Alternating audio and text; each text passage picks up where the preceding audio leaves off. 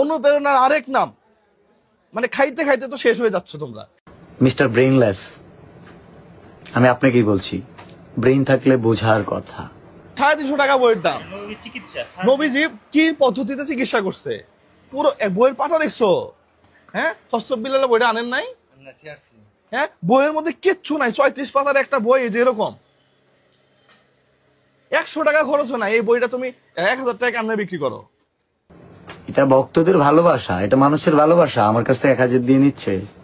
ওই 2 পাতার একটা গুগলে সার্চ দিলে ওরগুলা বাণী অহরহ আসবে। ওই যে বই লিখছে, আমি চ্যালেঞ্জ দিয়ে বলতে পারি, আমি যদি 6 ঘন্টা বসে থাকি ওই রকম বই আমি 2টা লিখবো। লিখে ফেলেন আপনি। আপনার ভালোবাসলে আমি 1 লাখ দিয়েও নিতে পারি, আপনার ভক্তরাও নিতে পারে। তোরসব বিলাল স্বর্ণের আংটি পাইস, আরো স্বর্ণের আংটি আরেকটা কিনে দিয়ে দিস। যে পরিমাণ গিফট আমি পাই আমি তো রেখে দিই না, আমি দিয়ে দিই।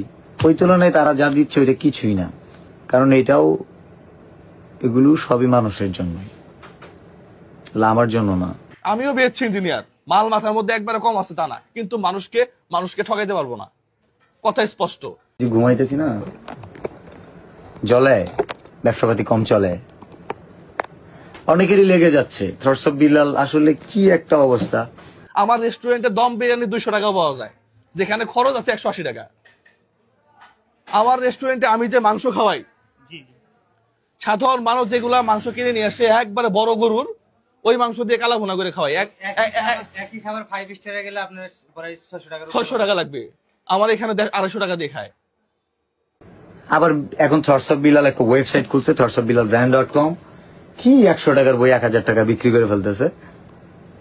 আর 500 টাকা কেজি গরু মাংস 600 টাকা কিনা আমরা বিক্রি করতে পারতেছি না, খাচ্ছে না। জলে কেন ভাই? অনেকেই তো ব্যবসা করে। 250 টাকা দিয়ে যে জায়গায় গরুর মাংস পাওয়া যায়, থরসব বিলাল 300 টাকা দিয়ে চা বিক্রি করে আসছে। এখন আমি যদি কই 5 স্টার হোটেল ওগুলো 600 টাকা, আমার এখানে ওগুলো 100 টাকা, বেটা তুই 5 স্টার হোটেলে ব্যাস, 5 স্টার একটা হোটেল দিলে 2 থেকে 300 কোটি টাকা লাগে। কেন রে ভাই, কি সমস্যা? ব্যবসা হয় না? আইডিয়া শেয়ার করবো। থরসব বিলাল হিউজ পরিমাণ ভ্যালু কামাইছে। ওয়েল, তোমার এই ভ্যালুটাকে কাজে লাগে মানবিক কাজ করো, অন্য কাজ করো, ঠিক আছে? বইটা তুমি 100 টাকা করে বিক্রি করতা, 150 টাকা করে বিক্রি করতা। আমার কাছে আসার পর আমি বলছি যে এটা কি হইলো, তাহলে তো শত শত মানুষ প্রচারিত হচ্ছে। আমি বলছি তোরে বই কিনতে হবে ভাইয়া, আমি কাউকে বলছি বইটা কিনতে হবে। এটা কি বিসিএস চান্স পাবে? এটা কি মেডিকেলে চান্স পাবে? এটা কি পাঠ্য বই? এটা না কিনলে পরীক্ষার প্রশ্ন কমন পড়বে না। আমি এক থরসব বিলালকে খুশি করার জন্য চুপ করে থাকলাম, কিন্তু এই যে শত শত মানুষ প্রতারিত হচ্ছে, এটা তো আমার দায়বদ্ধতা আছে। ওই যে বলছি না, কিছুটা সফল হলে হিংসুকেরা যদি অহংকারী বলে বিষয়টা সহজভাবে নিতে পারে না। একটু ঘাটলে বোঝা যায় হজম শক্তি কম, প্রতিহিংসা পরায়ণ, অন্যের ভালো দেখতে পারে না, তারাই বলবে অহংকারী। লজ্জা লাগে। মানে মানুষের বয়স হইলে যথেষ্ট, একটা মানুষ যদি সিনিয়র থাকে, তার সিনিয়র একটা রোল থাকে, এটা প্লে করতে হয়।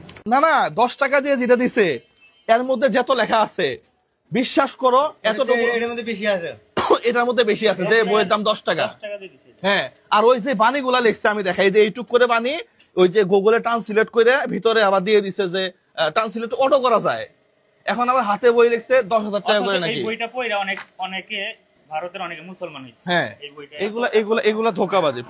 1 টাকার দেন মহর হয়, আবার 1 কোটি টাকার দেন মহর হয়,